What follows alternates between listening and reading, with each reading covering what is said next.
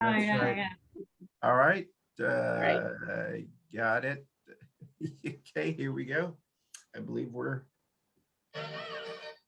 Oh, I can't hear it. I think we're live. Okay. All right, we are. Oh, that's It's not very I'm loud. trying to hear it. that's. Can you hear it, Mama Ruth? That's your Greek.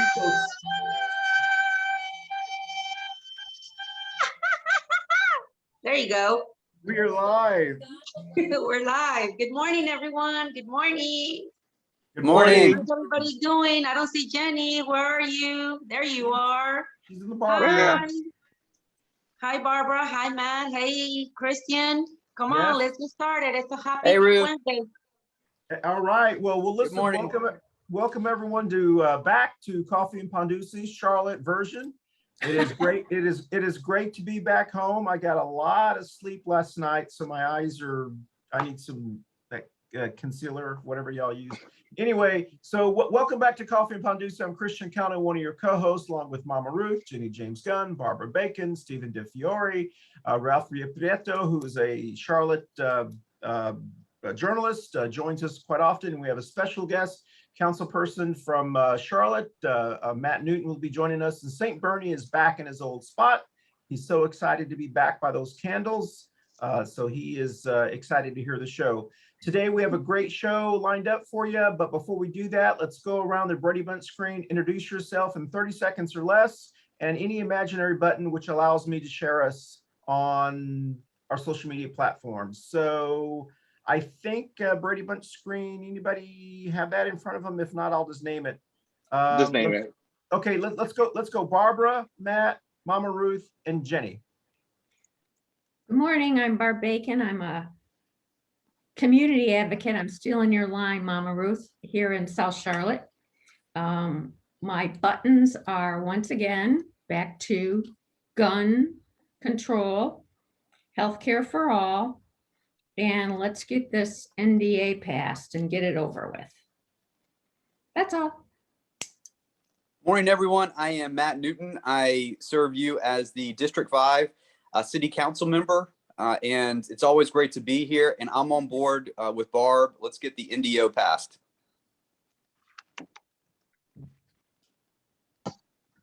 Good morning, everyone. My name is Ruth Perez. I'm a community advocate here in Charlotte, North Carolina, and Union County.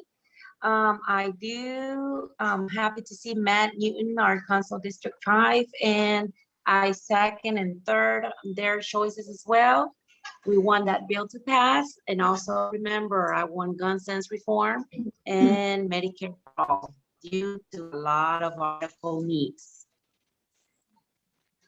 Good morning, everybody. Oh, no. I'm Jenny-Jaymes Gunn. I'm part of a Charlotte Pride and many other LGBT groups, the National Organization of Women. So I'm always going to have the button says "Believe Women."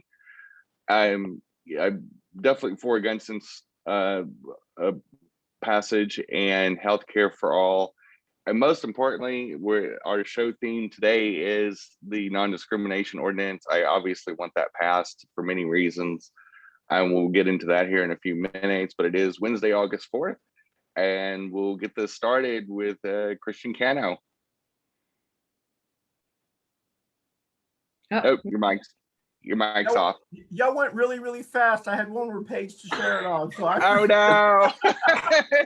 You had that look like we're used to rambling. So Wait today, come on. that's great. We're trying to be efficient today. Okay. Yeah. Okay. I will share that while everyone else is talking in just a couple of minutes. But as we always do on Coffee and Pan Dulce, let's salute to our neighbors, whatever you're drinking this morning. Rafael Pineto's probably vodka, but he's not with us. So salute. Salute. I am drinking oat milk now for my third month in a row. Thanks to Jenny-Jaymes Gunn, who has got me Oat semi-vegetarian. Yeah, it's oat. My oat. Yes, it's very good. Yeah, for you. Very oat good trees. for cholesterol. Yeah, very good for cholesterol. Also, y'all made fun of me the last month I was in Key West, and I will admit those were a month old. pastries. Those have now gone to the donation of the deers in our neighborhood, and I have fresh pastries that I bought yesterday from Manolo's Bakery. So please visit Manolo's Bakery on Central Avenue, which I believe might be in Matt Newton's district. I believe it's in Matt Newton's district. So please visit your Black and brown businesses, and are also any small business as we climb out of this global pandemic, and please continue to support small businesses. So today's topic is why Latinx Patriots support non-discrimination ordinances. I decided to throw that word patriots in there because, you know, it always grabs like Republicans for some reason. They love the word patriots because they think they're the only patriots. Anyway, so why do they support non-discrimination ordinance? Patriots, we'll be talking about that. But before we do that, 3 quick topics. If you want to talk about any of these, you can. If you don't have to, but please do it very quickly. First topic, news. Lady G, who we call his real name is Senator Lindsey Graham, has caught COVID. South Carolina Congressperson Senator has caught COVID, so that's been in the news lately.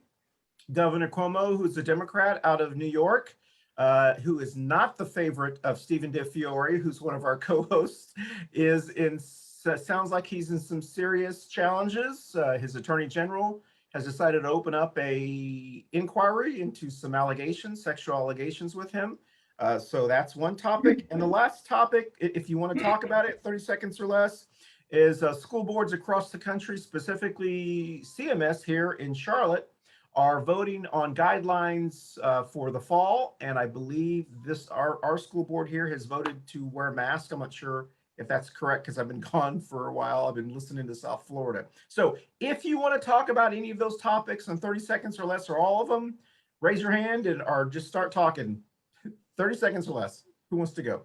I'll go. All right. Como's got to go. Sorry. It's just 11 women. He's got to go. Lindsey Graham, I don't care.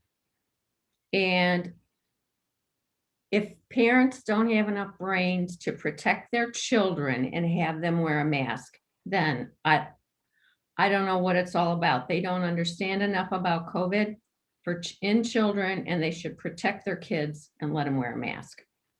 That's all I have to say. I'll go real fast. Lindsey Graham, unfortunately, he is vaccinated, so he got it. He has a very mild version of COVID. I don't know if he has the Delta, but most likely he does. It's the dominant strain now. I wish him all the best. As much as we make fun of him, I don't want to see anybody pass away due to COVID or anything else, honestly. So that's my most tame post I'll ever have. The school masking, it's kind of a no-brainer. I mean, we should have an assumption of safety for kids in school, whether it's, they don't have to dodge bullets. They shouldn't have to dodge COVID bullets. They should be able to wear a mask because obviously I believe under 12 cannot get the vaccine. So we definitely don't want them to get any version of the Delta or anything like that, or take it home to their families as well. Kind of makes sense not to do that. And the third thing was Cuomo. Yeah, I agree with President Biden. It's probably time for him to step down. 11 women, we've got to believe women. The investigation on him is it's there. And honestly, I've seen some Democrats say, well, we didn't apply that to Republicans. Well, is our standard going to be whatever the Republicans do, or are we going to have a higher standard? And for me, if we're going to be the party of supporting the LGBT community and the women's rights community, we've got to ask him and hold him to that standard and say, it's time for you to step down, boo-boo. And you've been in that job long enough. I'm sure you got another family member that can run. But anyway, whoever else wants to take it. Next, anybody else? Nope. Matt, very smartly, is probably saying, I'm just going to sit back and I have nothing more to add. I agree with all the comments. Very well put. Very. I just want to mention, I was real quick to the CMS article to read and see what's going on, especially with our commissioners and a lot of our city for CMS.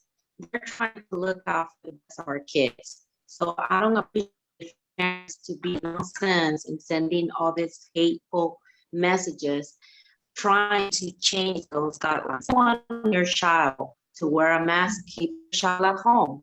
Don't let them go to school then. Find a way of educating your kids. But we have the right to protect every single child. And if that's the guideline, go by it. Because we want the best for everyone. It's not about just only your child. It's about all of our kids. Yeah. So that's the only thing that I have. I mean, New York, I don't care. That's fine. Lindsey Graham, he can now see the reality of, even though we have the vaccine and stuff, you're still not 100% protected. And instead of speeding out, now he's eating his own spit. Yeah. Yeah, good points, everyone. I didn't go over my, I've got my jacket back on since it's, I'm back home, Trust Women, Moms Demand Action, and also Healthcare for All, which I'm adopted Barbara's slogan, Healthcare for All, also Black Lives Matter. And one that I have, the one that I wear as well in my heart is Joe Oldham, who was the guest of ours for many, many years, who passed away. I continue to remember him daily when we talk about these kind of things. And so the three quick issues, Lindsey Graham, or Lady Graham as we call him, I'm sorry that he caught it again, but I'm happy that he did get the vaccination, because it would be much worse had he not gotten it. And so I hope that's a teaching moment for people that getting the vaccination, and if you do catch this Delta variant, which in full disclosure, when we got back from Key West, Florida over a month, which is the capital of the Delta variant in Florida, we immediately got tested. So we're waiting for our results. And if we do have the Delta variant, I'm asymptomatic. We're gonna do what we gotta do to keep from passing it on. But the great thing is, because I've been vaccinated, it won't mutate in my body and make it worse for someone else. And so that's a key testament. As far as Cuomo, I think we have to be fair. If we have standards for Republicans or whoever who do things, we have to have standards for people within our own party. We did that with Cal Cunningham. At least some of us try to do it with Cal Cunningham. A lot of Democrats try to say, oh, it was okay. But those of us who were saying, nope, I'm sorry, it's not acceptable. And so if Cuomo, if that's the case, then it needs to be the case. With CMS, I don't have any kids, but I do pay taxes, and they are an investment in our future. And I think that our kids in CMS need to learn how to work in the real world. And if they want to work in the real world, they are going to have to abide by guidelines. Almost every major corporation here in Charlotte is requiring vaccinations to go back to work or wear masks. They're not allowed to say, no, I can't. And so, you know what, if you want to teach your kids how to operate in the real world, then go by the guidelines. If you want to teach your kids to fight the system, they're probably not going to be employed after they come out of high school. So I think it's just really a matter of the future you want for your kids. So that's it for us. And we actually did that almost perfectly in 15 minutes. So now let's go directly into our topic. Looks like Rafael Prieto is not going to be joining us today. Today's topic is really the Charlotte Non-Discrimination Ordinances, or ordinance across the country.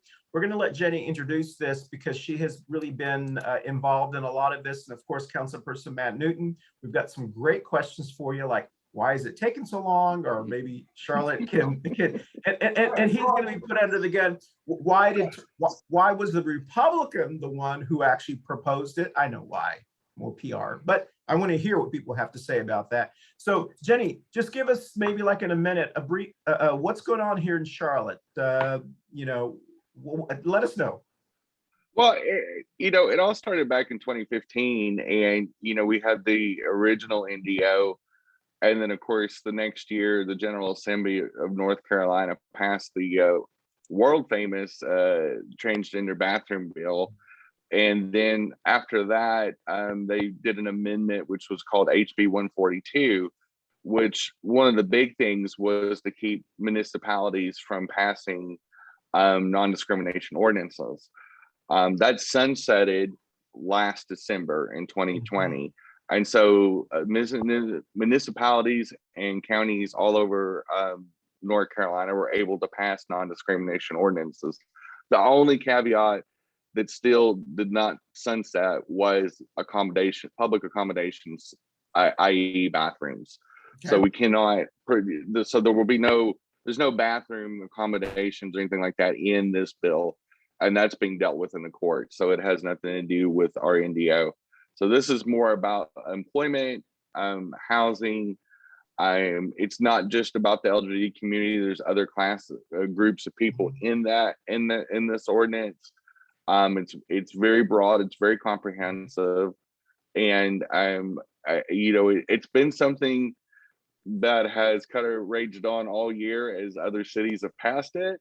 It has put a lot of pressure on the Charlotte City Council to get with it. And I do know they've had other things on their agenda this year, like the 2040 plan, which is very comprehensive and very complicated, and most of all, a lot of work. But look, we have Councilman Matt Newton on here, which I live in his district actually.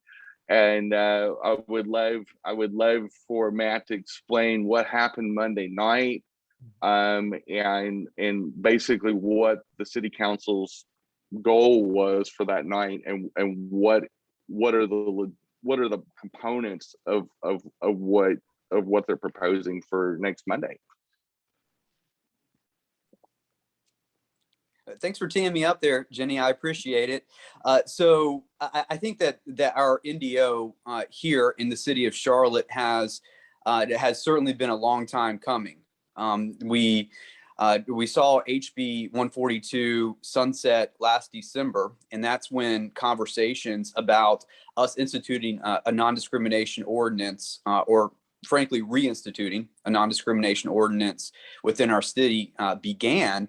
But to your point, we saw a number of municipalities across the state institute their own, and there was undoubtedly an effort internally to get this on the agenda for city council for quite some time. The council, so the city itself and the council did have a number of items that it decided to address in the meantime. But from my standpoint, I don't like leading from behind. I'm more someone who feels like if it's the right thing to do, you do it. So I couldn't be any more thrilled. Granted, it is now August, so roughly 8 months later, we're getting around to it. But I couldn't be any more thrilled that we're here.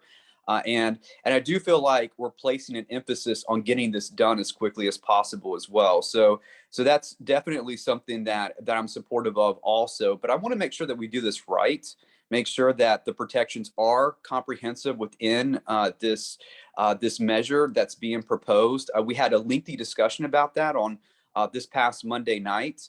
I'm thankful that it was the only item on our agenda. I'm thankful that we have had the input and engagement as well from the community thus far on this, and that we didn't cut our conversation short. It's not uncommon for us to have so many items on our plate that we're discussing and talking about that we just frankly don't have the time to devote to each one that each item deserves. So we don't have the time that each item deserves to devote to it.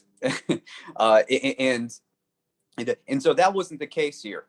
And I do feel like we really did what we would call a deep dive into this ordinance. That dive is continuing. We were able to take straw votes, which I was very happy that we did. We agreed to expand employment protections, which just seemed, and we can get more into depth on that, but seemed like a no-brainer to me. Why limit the employers that these protections apply to? So limit the ability of employees throughout our city to seek remedies for discrimination. That just made no sense to me. But we discussed that thoroughly, and we broadened those protections. We're still talking about the possibility of fines attaching to violations, so to proven discrimination and violations of the NDO, and we're also further engaging the community. That's something I love about this conversation, by the way. So thank you, Christian, for hosting the program, and thank you for everybody for contributing here this morning, because these are the conversations we frankly need to have before Monday.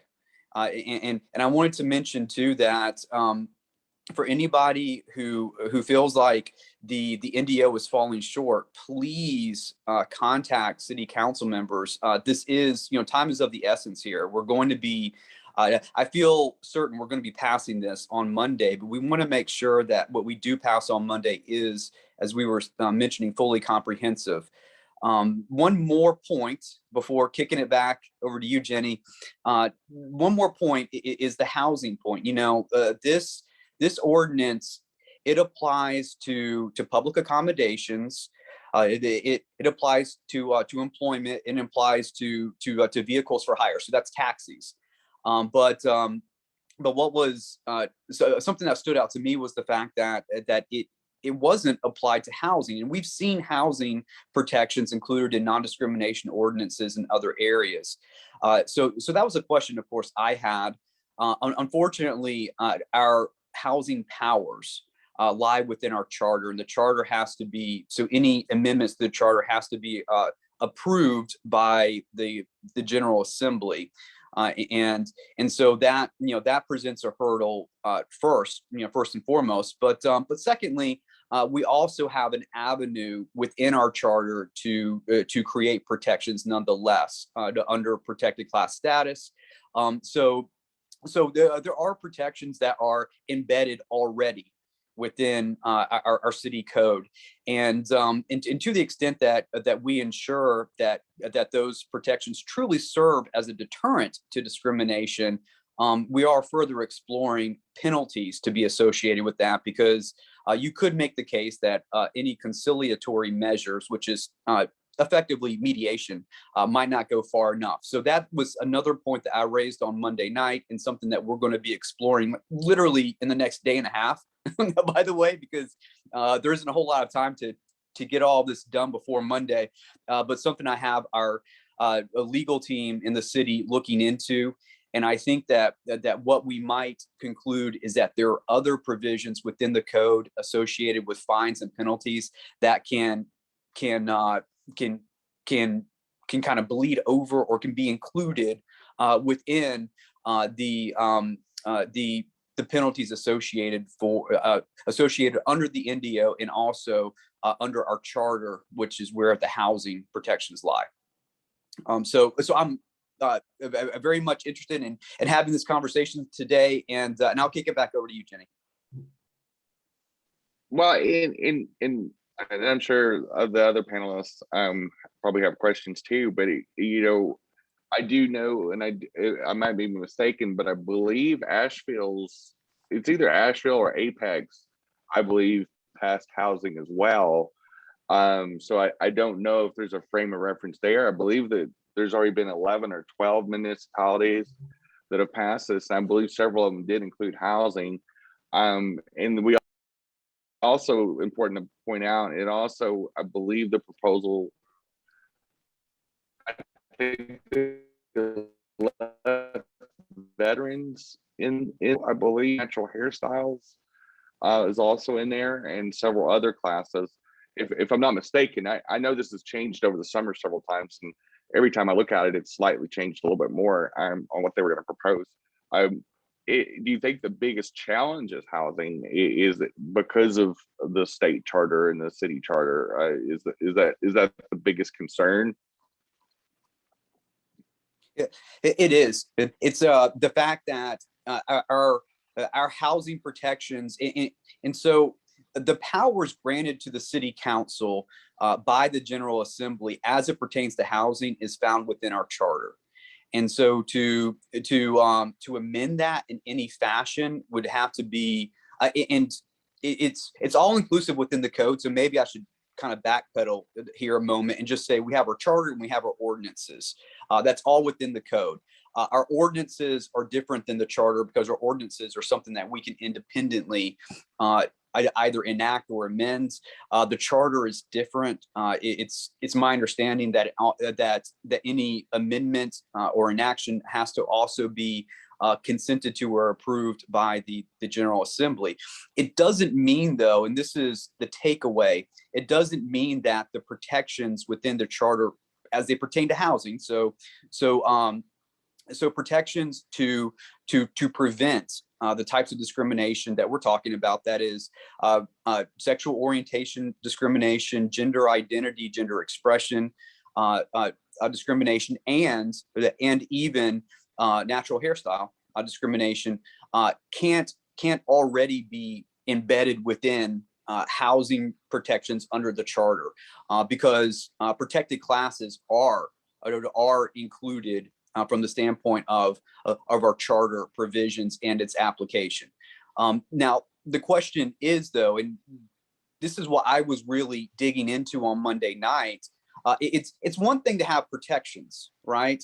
But it's another thing to enforce those protections, to actually make them, to have them, to give them teeth.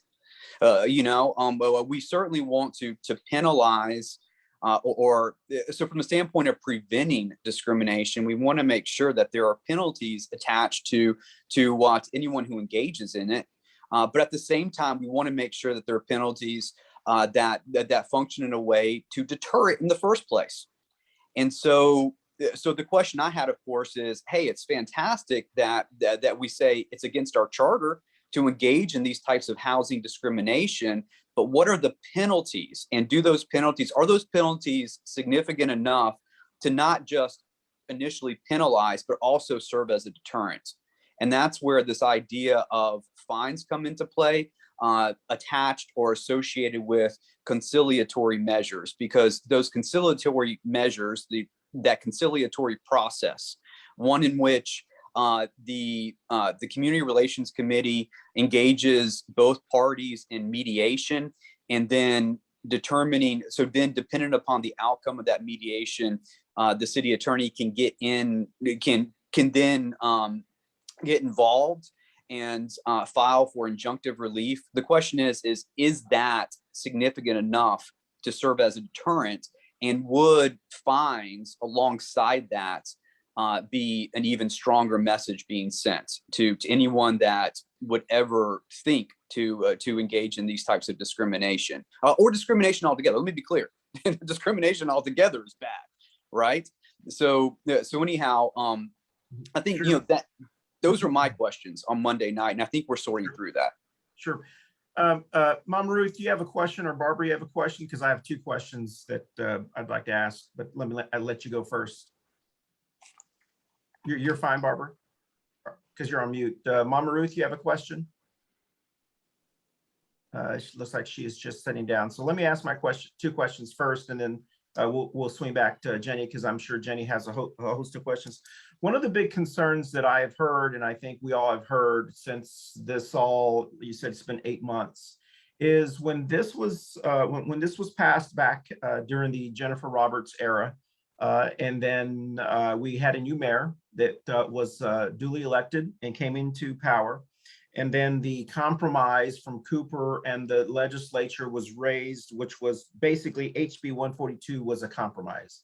It was a compromise that he reached immediately to try to minimize some of the damage that was done by the previous governor because of HB 2. So we've known since HB 142 that this would end on a certain date. We knew that December 31st, that's when it would end. So we knew on that date it would end, and the municipalities would have the opportunity to do things other than the bathroom bill kind of type of thing. Since we have known since then, my frustration has been, why didn't our current mayor direct our city manager to say, we've got 2 years to work on the language, to figure out what everyone's going to do. So as soon as we have the opportunity to do this, let's put it out there so people can see it. If we want to look at this Charlotte 2040 plan first, which is really what happened, let's explain to people, we're going to look at this first, but this is the language that we've been looking at for 2 years, and then we're going to vote on it. That didn't happen. The way it seemed to us, and it may just be communication purposes, is that we're looking at the wording. We want to make sure things are okay. So those of us who have been in corporate environments, who we know baloney is baloney, we said, that's such baloney. You've had 2 years to do this. And so to tell us, educated people in this city, well, now we want to look at it. Our first instinct is to say, what have you been doing all this time? And so that seems to be the frustration from people that I have heard and talked about, that this should have been worked on, even if it was behind the scenes, for looking at what other cities have been doing, looking at talking to those kind of things. And so I don't disagree with having to do the things that you had to do before, because the 2040 plan was important, other things important. And if it was going to be reached in August anyway, because traditionally we would have Pride in August, so maybe it could have been done around Pride, in celebration. But for the talking points from, and I'm just specifically talking about the mayor, because that's the one I've heard the last 8 months when we've asked her, is, well, we want to make sure things are doing. I'm like, well, what the hell have you been doing? And so that's the first frustration. The second frustration is, I heard a councilperson who represents the Plaza Midwood area, which I would call, used to be the Gayborhood. I don't know if it's still called the Gayborhood anymore here in Charlotte.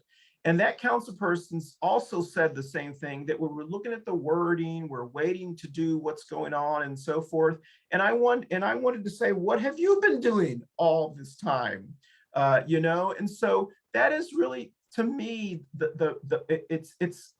to me, that seems to be the frustration. So Matt, I don't want to put you on the spot, because you represent one district and you do your best that you can. And I know there are things behind the scenes that we are not privy to.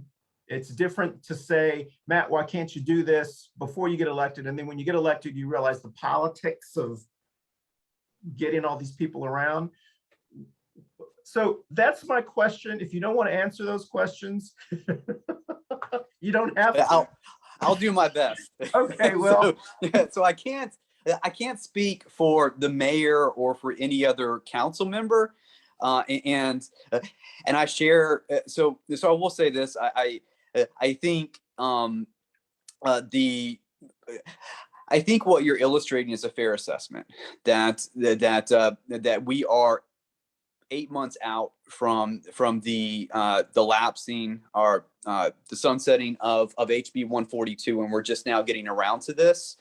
And having said that, I can't speak for any comments that any of my colleagues have made where what they've said or their intentions. I would like to believe that everyone is well intentioned, and just take them at face value. But whatever the case, I think it's a very fair assessment to say, what have we been doing? This is taking quite a while. I feel like I'm glad that we're here and we're getting it done. As I was mentioning before, I don't like leading from behind. There certainly is a more specific, somewhat more significant, even heinous kind of perception of Charlotte in the General Assembly, and I feel like there is certainly more of a comfort level associated with allowing some other municipalities to get out ahead on this, to provide our city more cover, but then also the purpose of what we're trying to accomplish more cover, rather than the city of Charlotte being targeted for getting out in front of this, and then having another mess to deal with in Raleigh or even the courts. I think there was and there is Sure. a belief that that maybe we were better positioned to come back on the tail end of this Sure. behind some of the other municipalities to really gain that support. And I mean, I feel like, Yep. that was mentioned a lot on Monday night as well, where we discussed what are the other cities in North Carolina doing and how can we model our ordinance more along their lines too. Hey, Councilperson Newton, just real quickly, and I just thought of this when you said this. The majority of our council is Democrat. I happen to be a Democratic Libertarian. We have other people on this show that are not Democrats. Our party ran after HB2. The specific message was the reason we need to elect the governor, the reason we need to stop the supermajority, the reason we need an attorney general is so we can prevent things like this from ever happening again, and they can't override us. So all Democrats went out, specifically our LGBTQ community, fought hard for our party and said, we got to elect Democrats. We got Brandon Lofton. We switched all these seats. We did, and Democrats in the city council are still using the same old, I'm afraid of the legislature. Well, yeah, and let's be clear. I mean, we have the veto, right? Yeah, exactly. Yeah, we have the governor's office, yeah. right? So, so I don't want that point to be lost in this conversation. Even if the General Assembly still has the legislature, whatever they do is subject to a veto now that didn't exist. Yes. What was it, 3 or 4 years ago, right? So very, very fair assessment and fair points that you're making, Christian. Absolutely, I cannot argue with that.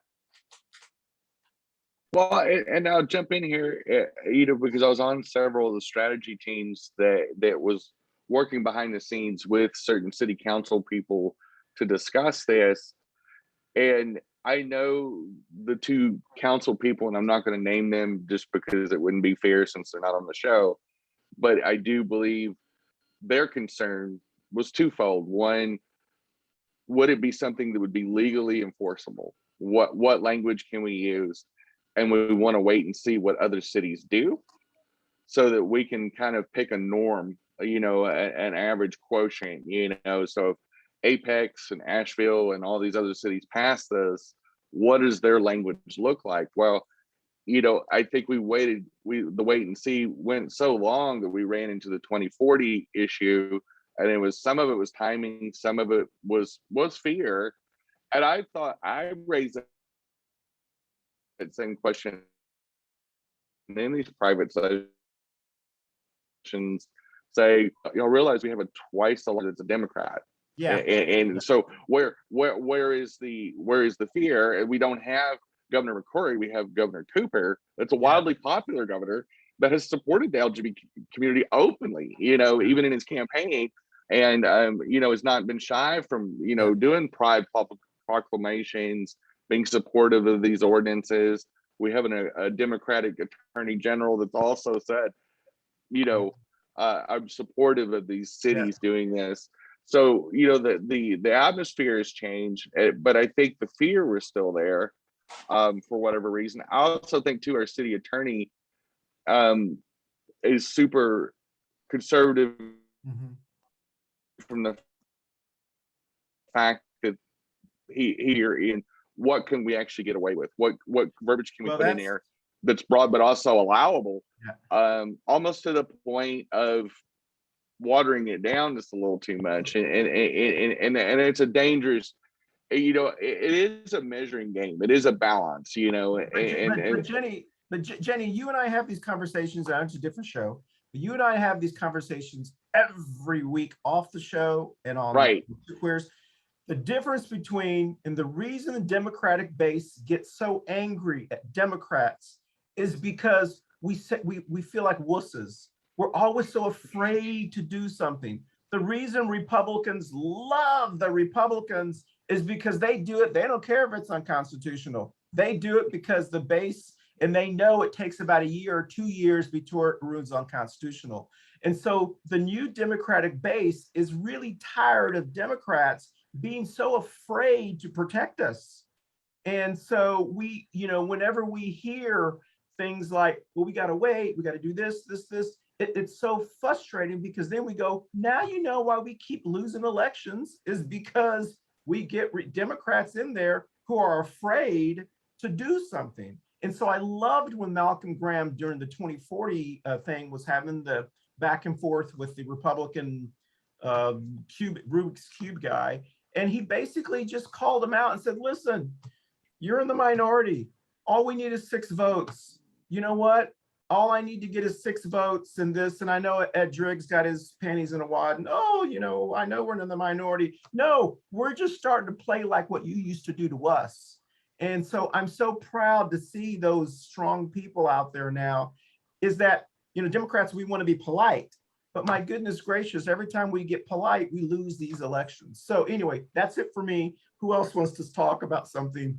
Well, if I could just jump in one more time here, Christian. So it is fascinating, right, that the Republicans had drafted their own NDO, and I heard a rumor that NDO arguably was actually more progressive than what was being presented by our own city attorney, right, to a majority Democrat council. I'm really happy, and I'd love for us to talk and really take a moment to talk about the employment portion of this. But I'm really, really happy that we broadened those employment protections. I think we and city staff members can actually overthink this if you can believe it and try too hard. So from the standpoint of the city attorney, what he was attempting to do was gap fill, figure out where gaps existed in protections, and it's fantastic to identify those gaps, but I don't think that should limit the protections that we adopt.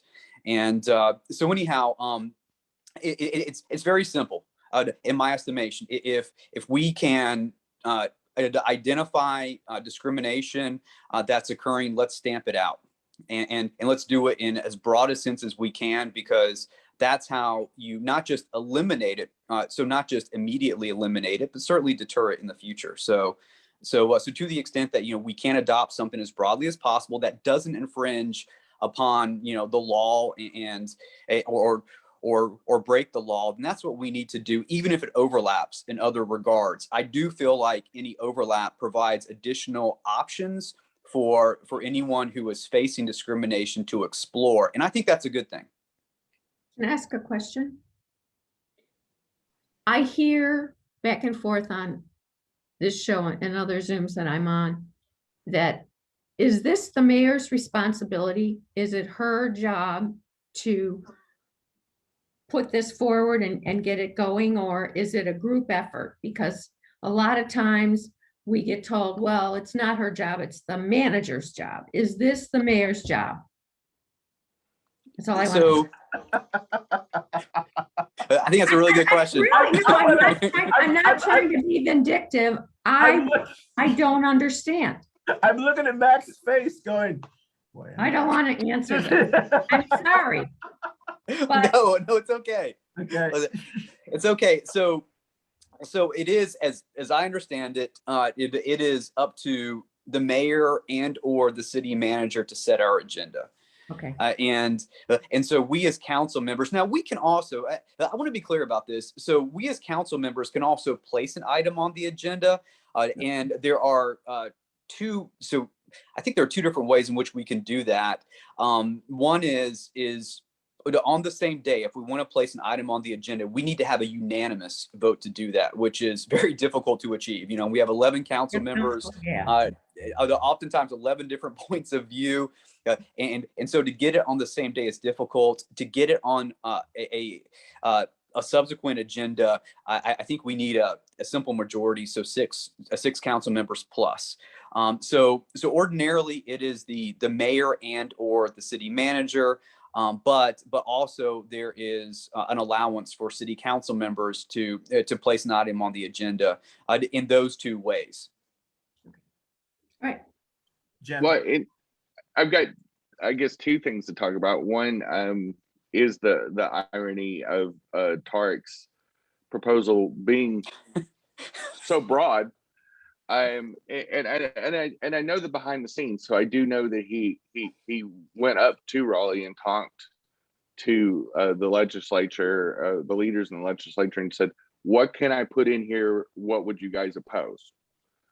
And so I do know he did that with my contacts in the Young Republicans. That really, more or less, they crafted it for Tarek because there's several LGBT members of the Young Republicans now, and so. Uh-oh. I guess Come on, Jenny. is Jenny, you're breaking up. am I breaking up? Yeah. Okay. Can you hear me now? Yep. Yes. Okay. So maybe I was talking Oh. too Now fast. you're breaking up two- again. Yeah. Oh no. Oh, I'll type Okay. my questions in. Somebody Okay. else. Okay. So I think she was talking about was kind of the background between the Republicans' proposal or Tarek's proposal, which I appreciate the fact that he tried to propose something because I think when he proposed it, it kind of highlighted that no one else was proposing anything at the time. I think it was more of kind of a stunt, but you know, that's something that was done as well. Mama Ruth, do you have any questions real quickly before we get to Jenny's? There are two proposals on the table. Is there more than two proposals on the table? Her question is, Councilperson Newton, is there more two proposals on the table? Or are y'all talking about more than one proposal? It's the one draft proposal that was submitted by the city attorney, which is now Okay. going to be amended to include broader employment protections. We're Okay. going to be discussing fines as well. And that also, so when we talk about fines, we're talking about fines within the context of public accommodations, employment, and vehicles for hire. But then also seeing if there is a way that we can link in housing protection. So fines for housing discrimination as well. So that's a conversation we'll be having. Yeah. Yeah. And how is private employment? That's another question that she has. And I think you may have covered that, but if you want to reiterate. Yeah, it's on all that. employers. It's all Oh, okay. employers that Excellent. operate business within the city. Now, we do have limitations for who we will be contracting with. So from the standpoint of city contracts, if we cannot have, so we will be requiring anti-discrimination policies for who we contract with.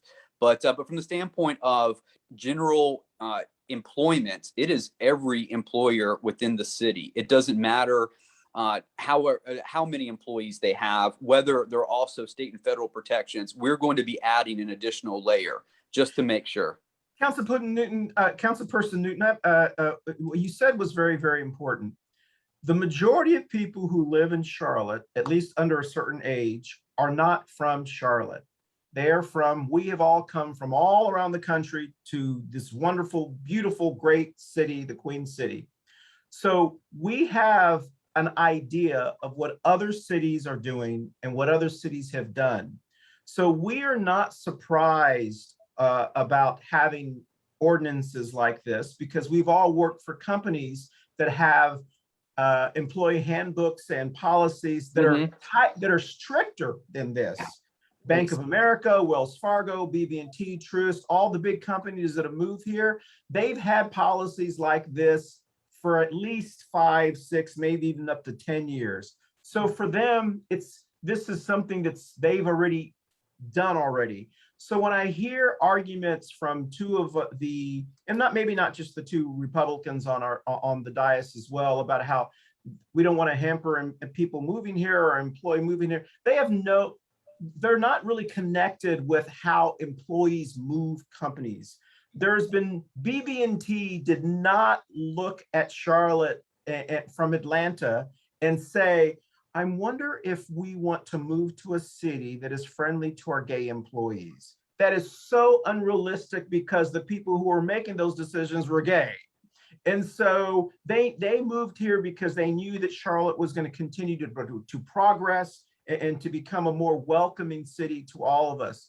And so I do think that I would like to hear, and not just from you, but from other Democrats on the dais, more awareness of what our corporate citizens do, because the Republicans don't own what corporate citizens know and do. You know, a lot of our Democrats on there are fully aware of what our corporate citizens do. And so I do think that it is very interesting when I see these kind of ordinances. There are cities all around the country that have been doing this for a long time. And so we are not recreating the wheel. We're not going to prevent any company from moving. BB&T is not going to move to Monroe. They're not going to move to Gastonia. They're going to stay in Charlotte because of what we have to offer. And so, you know, it would be nice to hear our mayor, for an example, and I'm only picking on that person because that's the figurehead of our city at this, you know, at the time, come out and speak more to these issues as passionately as she spoke about trying to land the Republican National Convention. And that is one of the things that has been so disappointing for someone like me. And I'm going to put something back into my screen here because it's the name of our title. Why do Latinx Patriots care about this? The reason Latinx people or Latinos, whatever you want to use, is because our families went through these kind of things. When my grandfather returned back from World War II, and many from the Korean War and wars even before then, in Texas, there were signs on restaurants that read this: no dogs, no Negroes, no Mexicans. It took some World War II veterans to come back, heroes, to realize. I don't know if you know the history in Texas. It was a World War II Purple Heart veteran who went into a restaurant and the sign like this was up and they refused to serve him. And he went crazy and started destroying stuff and arrested. It took the president of the United States to intervene. And then finally, the Texas Restaurant Association started taking these signs down, and they were doing it kind of discreetly and so forth. So a lot of our diverse cultures have been through these kind of things, and non-discrimination ordinances have been important for us and our families. And so this just doesn't impact LGBTQ, even though it does. It reminds us of the importance of making everyone feel welcoming and everyone feel like they can come to Charlotte. And so that's mine. Jenny, you want to say something else, or Barbara, before we start to close down the show? I would like to say that, you know, an NDO gives the LGBT community freedom and dignity. Mm-hmm. And when we talk about freedom to apply for a job or come out while we're on the job, you know, for people that visibly change, like trans people do, whether it's their dress, whether it's their face appearance, like makeup, or not wearing makeup anymore, or hormone treatments, which will change our physical appearance in many different ways. That's hard to do. Yeah.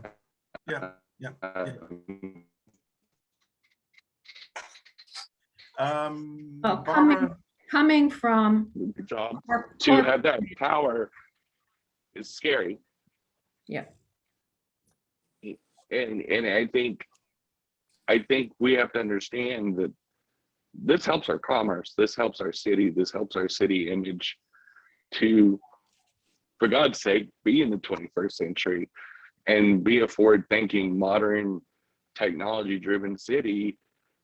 I think is to shed these old ideas that protecting and giving and granting freedoms, because I believe this is more about freedom rather than protecting.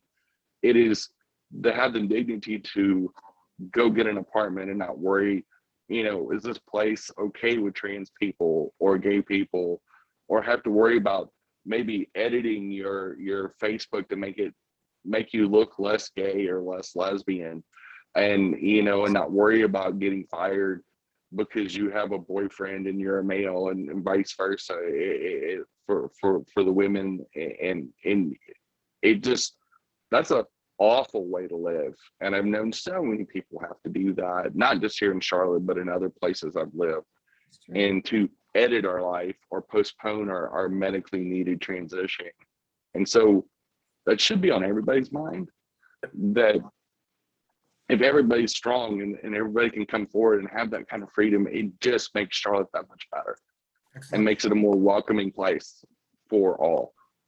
Thank you, Jenny. And Barbara, you want to say something before we start to close out? Well, just briefly, coming from corporate land and being a manager that hired many, many people all over the United States because we had salespeople, it's hard when a certain city doesn't have policies, or they have policies that are in conflict with your corporate policies. It's a fine line to walk.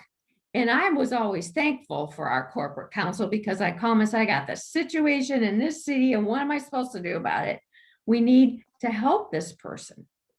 And it just creates conflict or stress and strife where it shouldn't have to be. So I'm glad that this is finally going to get resolved, but I haven't heard too much about it from the other side. But what I heard from the other side wasn't that good. And for the record, I'm an independent voter. So I just go back and forth and listen and try to figure out. I'm staying in the middle. So. Excellent. Okay, I'm done. Mama Ruth, you want to say something real quickly before we close out? Yeah, I want to jump in, and I participated in so many events through Charlotte, especially when I was in the international cabinet. And it's been so disgusting to see how we talk about welcoming our city, our state. It's a welcoming city, but we're not doing what we're supposed to do. Jenny is a reflection of how we're supposed to be supportive and welcoming every single person, no matter their looks, no matter their colors, no matter what. If we're Charlotte and we want to make that big difference, we have to be inclusive for everyone. I'm sorry, I need to sign some paperwork for my mom. Well, thank you so much. And thank you. This has been a wonderful conversation. We could go on, and anyone who watches the show know that we always go on and on. So because we value everyone's time, and Councilperson Newton, I'm sure, has 1,000 other things to do immediately after this. Let's go around the Brady Bunch screen, and I want to thank everyone for joining us today. Next week's show, by the way, the month of August is out. Next week's show is called How COVID-19 Vaccinations Saved My Latinx Family. We'll be talking with individuals who have received the vaccination and how it has helped their family for whatever reason. The week after that is what is a Latinx COVID cuckoo? Interesting topic. We will be talking about people who maybe believe in the conspiracy theories. And then the last one of all, because it's right before Labor Day weekend, is why America's union's future is Latino or Latinx. And we will be talking about those, and we hope we'll have someone from the AFL-CIO from Atlanta talking about how the future of unions in America has to include Latinos and Latinx in the hospitality industry, or else it will not survive. And so with that said, let's go around the Brady Bunch screen. We have Jenny, and I believe it's Barbara, Councilperson Newton, Mama Ruth, and tell us where you're going to be in 30 seconds or less, please. Jenny. Jenny. I am a Charlotte Pride. Am I frozen still? Yeah, go ahead and skip me. Okay, should I go? Okay, I'm going to be here in Charlotte today. I'll be in Winston-Salem tomorrow, and I might be going to Duke again on Friday. I'm not sure. And thank you, Matt, for coming today. I appreciate it. Yeah, absolutely. It's my pleasure. Thank you for having me. Real quick, the non-discrimination ordinance is instrumental for the city of Charlotte to be open, welcoming, and inclusive for all. That is something that we routinely say we want to be. This is one way in which we get one step closer to achieving that goal. I will be at the city council meeting at the government center on Monday night when we vote on this. I wanted to bring that up because that is, what is that, 5 days from now? Not sure the math on the right 4 or 5 days from now, which means that time is of the essence. So I would encourage everyone, if you haven't read the draft ordinance, if you haven't familiarized yourself with the NDO, please do so and reach out to council members if you have any suggestions for any changes, because we will be voting on this on Monday. And if you do it on Tuesday, you might be a day late. So please do that and reach out to us before Monday with any suggested changes or amendments. Okay, Thank you, sir. thank you. Mama Ruth? Thank you very much, Council Member Matt Newton. Thank you for your service and thank you for being trying to hear our community voice. We appreciate that. And I want to encourage everyone, like he said, please read that ordinance and make sure that if we don't speak out, he's our voice. He's your district voice. And if y'all don't make that change, you know, even if he votes, I mean, it could be just his vote, but somebody else might vote against it. So let's make that voice here. I will be here. I don't know what's the outcome for this week for me. I had other plans, but I guess destiny have changed them. I am waiting for a room. I've been waiting for a room for my mother. She is admitted in the hospital. And I'll just be taking care of her right now. That's all I have for right now. Hey, Jen, I think I might be back. Go ahead, Jen. Can you hear me now? Yes. Okay, I will be at Charlotte Pride's headquarters tonight. We have our monthly roundup type meeting to start off the month of August. I'm, sending healing thoughts to Mama Ruth's mama, and hopefully all goes well. And thank you, Matt, for being on and being a voice of reason and determination on the city council. I know it's not easy in a political world, but I appreciate you coming on as well and taking the time to explain to all of our viewers. And thanks to the show for allowing this discussion to happen. Well, thank you, everyone. I'm Christian Cano once again, along with your co-hosts, Mama Ruth, Jenny-Jaymes Gunn, Barbara Bacon, Stephen DeFiore, and Rafael Prieto, who is not able to join us today. I'm sure he'd have many questions. Thank you. We value your time. Please watch us on Facebook later on or on YouTube, and we will see you next week. If you're on Zoom, stay on if you'd like to help us make this 30-second dance off that we do. But we will see you. It is so wonderful to be back here in Charlotte. Let's get some rain so my grass will grow back. But I want to personally thank Jenny-Jaymes Gunn for taking care of my plants in the house and everything. It was wonderful. But it has been some getting used to on wearing pants and all that kind of, shirts and stuff. I mean, I wore pants in Key West, but you guys know what I mean. It's a different world. So I'll be detoxing probably for about a month. So we'll see you next week on Coffee Pan Dulce. We'll wave out. So thank you so much. We're turning off on Facebook, but we'll stay on Zoom. Thank you.